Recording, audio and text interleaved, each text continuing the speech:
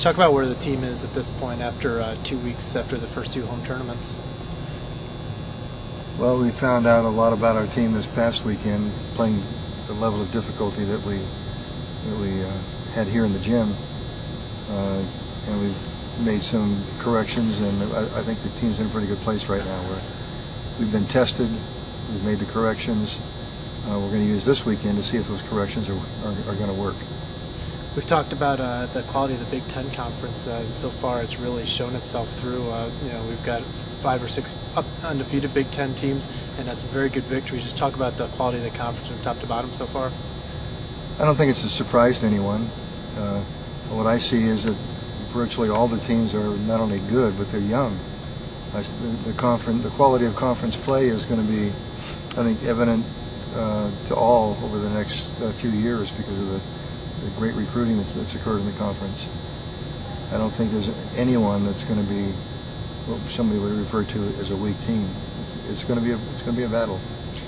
This week on Monday, Jessica Granquist was named Big Ten Defensive Player of the Week. The previous week she was the MVP of the Gopher Invite. Talk about her play so far and what she's done to kind of help stabilize the passing on the team. Well, Jessica Granquist is, now that the opening has been created by Christine Tan's graduation, Jess Granquist has barged through that door and has claimed the libero position by playing some spectacular defense and becoming a very reliable receiver of serve. Not only that, she's the quickest athlete on our team, maybe the best overall athlete, and she's been, to me, almost miraculous in the kind of things that she's been doing, the standard of play that she's bringing to the court. She's inspired our entire team. I think Jess Granquist is a candidate for Defensive Player of the Year in the Big Ten. You guys have 2 more weeks remaining in non-conference play before you get Big Ten play started. Talk about some of the things you're looking to iron out and have ready to go once conference play starts. Well, we certainly want to have a starting center groomed and ready to go. I think we also want to make sure that we have all the people in the right positions. For example, we're going to be playing Tori Dixon in the middle this weekend as opposed to the right side. We think that she's a more natural middle player, but we're going to see how that works. We have a couple more things that we were thinking about doing between now and when the conference season starts. And again, by the time the conference season does start, we want to have our positions and our lineups, want to have our receiving formations and all those things ironed out and ready to go. Finally, you talked about some of those changes that you're making in lineups, possibly with Tori playing middle blocker.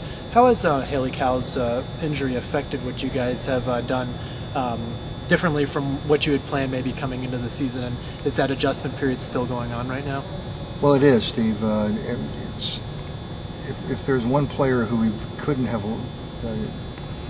afford to lose, it was probably Haley Cowell, because she plays every position on the court. She's a tremendous all-around substitute for any position, and she can handle the starting duties as well as an outside hitter.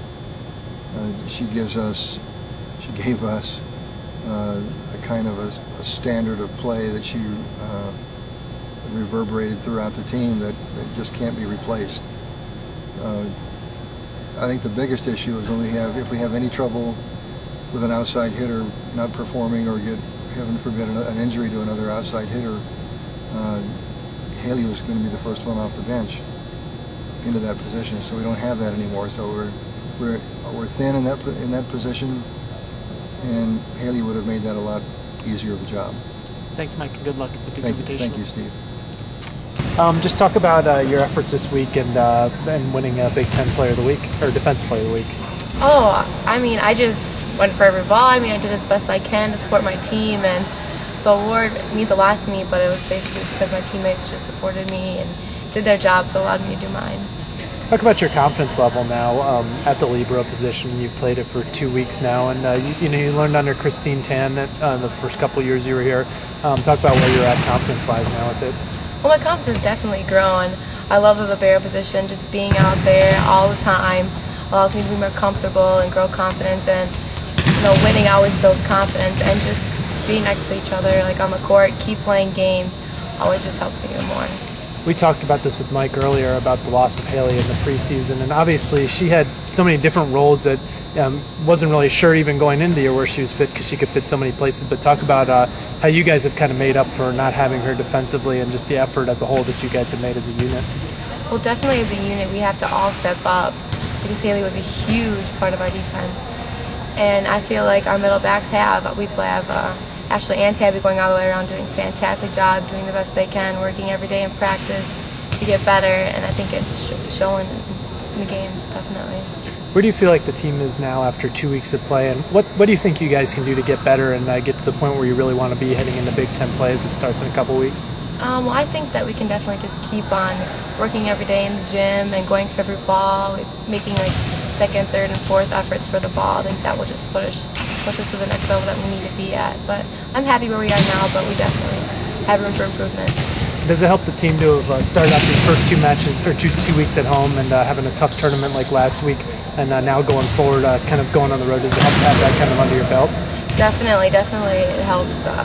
Actually playing teams in our home gym and competing versus starting off away, because we're used to playing in the pavilion preseason, and then we start playing against competition. The competition gets harder, so going away with the competition being as good as it helps a lot playing home first.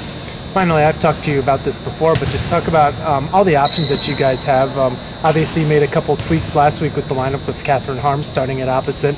Just talk about all the weapons you have and kind of your role in that to kind of make sure that the ball control is going well, and along with you and Ashley making some good passes off the serves.